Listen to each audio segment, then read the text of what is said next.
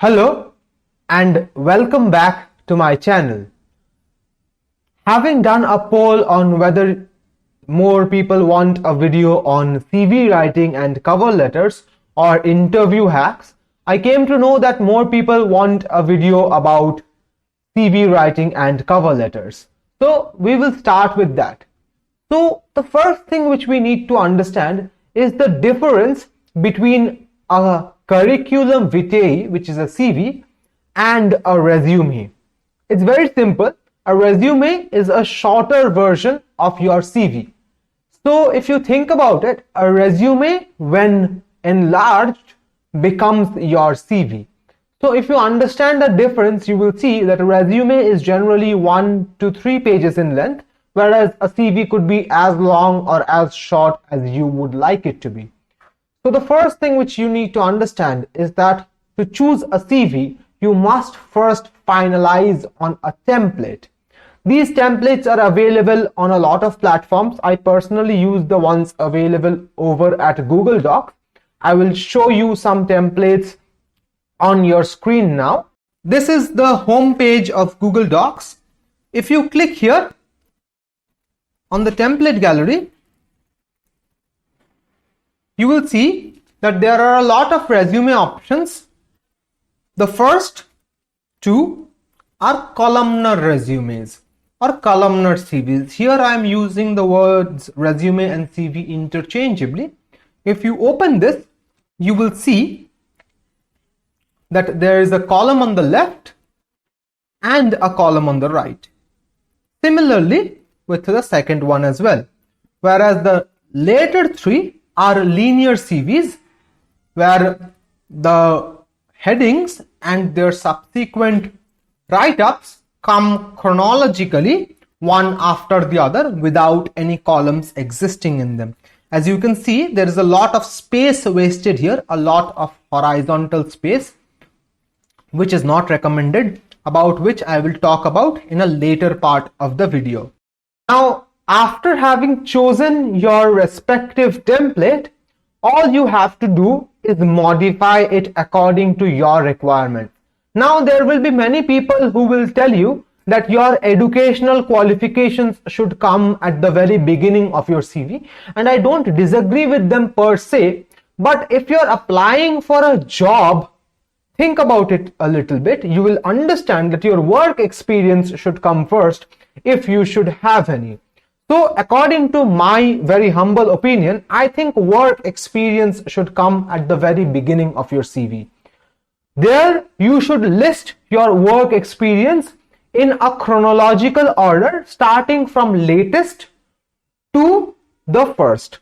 So a chronological order starting from the present, tracing back to the past, and in no situation are you to break the chronology. And in all the other sections of your CV, you are to maintain this chronology, this exact same chronology of the present to the past in the exact same format. Now, if you have different kinds of work experience, for example, you have worked as an assistant professor, you have worked as a guest lecturer, and you have worked as a school teacher, then you can divide your work experience into 3 categories, and within those categories, you have to keep this chronology intact. After work experience, you must write about your educational qualification. Now, many people have a confusion that if you are doing a degree at the present moment which has not completed yet, are we supposed to include that in our CV or not? Well, if you ask me, definitely you should include it. But you should mention that your degree will start from say 2019 and then give a dash and say present, or within brackets you just write pursuing. What does that do? That presents you as an individual who is already doing something and not just sitting at home idle if you don't have any side work experience going on at that time. Similarly with work experience, if you are doing something right now, I would suggest you very much include that and just write the starting date, give a dash, and then say present. In your educational qualification, you have to write the name of the institute from where you have pursued. the degree which you have pursued, the time duration of it, and how much you have scored in it. Similarly, for work experience, you have to mention the place where you work, what position you hold, and a small one-line description of what work you do there, right? After your work experience and your educational qualifications, these two are compulsory for all of you. Irrespective of what kind of job you are applying for, work experience and educational qualification is compulsory. Of course, assuming that you have some work experience. If you don't have it, nothing to worry about. You can still include your internships, your other kinds of work experience if you want to. But if you don't have it, there is nothing to worry about. Other than that, there are many other things you can include in your CV.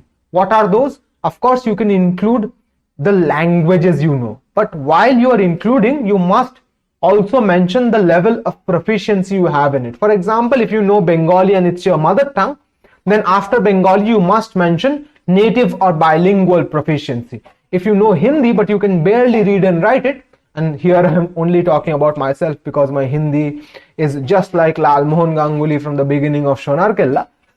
But in that case, you can just write working proficiency. On the other hand, if you are just starting to pursue a language, for example, I have just started pursuing Spanish, I can just write minimum proficiency or A1 level of proficiency. As you know, all languages have 6 levels of proficiency, starting from A1 going up to C2. If you have taken some exams in the English language, such as IELTS or TOEFL, you might also mention what score you had in them in that language proficiency section. Other than that, you must mention your skills, what skills you have. Now, skills are divided into 2 parts, hard skills and soft skills. Hard skills would include translation, writing, coding, video editing, Photoshop, and so on and so forth. And soft skills would include teamwork, organization, networking, etc., etc., etc. So while you are including your skills, you must do it in the order of hard skills and then soft skills, so that the employers think that you have something absolutely fitting to offer, and in addition, you have something extra to offer as well. In addition to skills, you must also mention your interest, so that they understand that you are not all about your degrees, certificates, books, and your work and work only. Remember the proverb, all work and no play makes Jack a dumb child. Not boy, but child, because all of us are gender inclusive here. So you must make your CV very attractive, but you must also remember there are certain things in your CV which you should not include, or you can include them in a separate section. What are some common mistakes we make while writing our CV? The first common mistake is, suppose you have a blog or you run a Facebook page. Many of us think that we should include that in our work experience. That is a very big mistake. You should include that, if at all, under the headline called personal projects. Under the headline personal projects, you can include your blog, your Facebook page, or even your YouTube channel like the one I have. You can include that if you want. But I would still suggest that if you have enough material to put on your CV, if your CV is more than 2 pages long at the undergraduate level, more than 3 pages long at the postgraduate level, you don't need to include these things. Only if your CV is falling short of material, may you decide to include these things later on. But of course, that is my opinion and not yours. You are free to do whatever you want to. But all of these things taken together, you must also remember that in the CV, you must give the employers some means to contact you. Therefore, personal information is of paramount importance. I suggest you put it right at the top of your CV, at the right hand side. I will also show you my CV at the last of this video, where you will see that the personal information of mine, my name, my email address, my phone number, my LinkedIn profiles link, all of them are given at the top right hand corner of my CV. You can also do that. These are the 4 things, the things that I just mentioned. These are the things which I would recommend you include in your CV as your personal information. If you don't have a LinkedIn profile, now is the time to open one. By the way, if you want me to talk about the advantages of opening a LinkedIn profile or the advantages of interacting on social media, let me know down in the comments and I will definitely talk about that in an upcoming video. So after all this, you must also remember that your CV must not look too spacious. You must save as much space as you possibly can. Therefore, I always suggest that you choose the columnar template where there are 2 columns in a CV. Remember the templates I showed you at the beginning of the video? There was a template where there were 2 columns. Those are the CVs which save a lot of space. If you save a lot of space, what will that do? That will create an impression in the mind of the employer that you are not here to waste time or space, and will create a positive impression for you, which you can later use for your own benefit. So that is it about CVs. Now let us move on to cover letters. Talking about cover letters, we have to keep 2 things in mind. Under no circumstance are we supposed to put our 100% of information in the CV itself. We have to keep 10% or 12% aside for the CV and the interview. For example, I never include my co-curricular activities or accolades in my CV or in my cover letter, so that when the person who is interviewing me asks in an interview, tell me something about yourself which is not there in your CV and your cover letter, I can tell them about my years of participation in co-curricular activities. You see, this is basically dividing your resources accordingly and not putting all your apples in one basket. So in your CV, you have to put 75 to 85% of your material. The rest 15% you have to keep aside.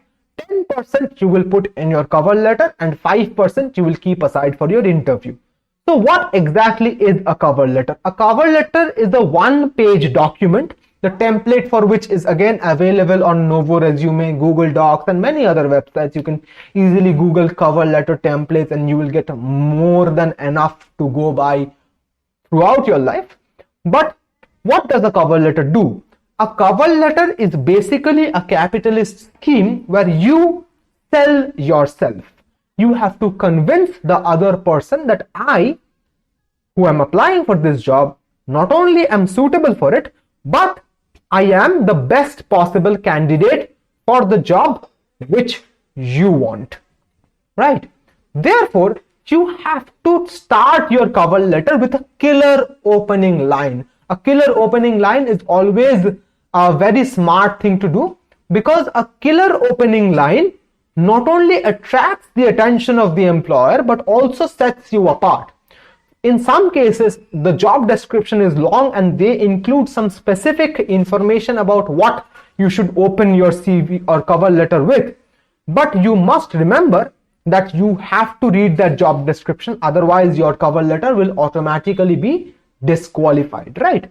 So a cover letter you have to write, and while writing it you have to remember that there is a position and for that you are applying, and you have to synthesize the 2 perfectly. So you have to tell them why exactly you should be chosen. Now here is the time to describe your work experience in a larger or in a more elaborate way. For example, if you are applying for the post of an assistant professor, you might consider telling them that you were not only an assistant professor at so and so institute, but how your students reacted to you, whether they liked you or not. Of course, here's the secret: never tell them anything negative about yourself, otherwise it is going to come and bite you in the back. So you must tell them what kind of interactions you had, why they liked you so much, or what kind of feedback you had from your previous workplace. But you cannot be too elaborate about it, because you have to finish it within 1 page, and you also have to provide them some objective information in addition to subjective understanding. All of that taken together will be your cover letter. I will also put a link down to some good cover letters down in the description, which you can check out as to how a good cover letter must be written. You must understand that the job description has to be carefully read, and you must tell them why you should be chosen. You should be able to praise yourself. You should be able to tell them that yes, if you choose me, you will not regret this. If you understand the essence of it, I don't think you will have a problem writing cover letters. Cover letters are basically just an accessory to a CV, but you must also remember that a cover letter is almost always accompanied by a CV, but a CV is not always accompanied by a cover letter. So if you are sending a CV and not a cover letter, put 90% of your material in a CV. But if you're sending both, then divide it accordingly. I hope I have made myself clear enough. So that is it for today. If you have any questions, queries, comments, or suggestions, or even criticism, please let me know down in the comments. I will be happy to interact with you. And if you want me to talk on anything else in the subsequent videos, please let me know. Thank you for watching. Please don't forget to like, share, comment, and subscribe. I'll see you in the next one. Hasta la vista.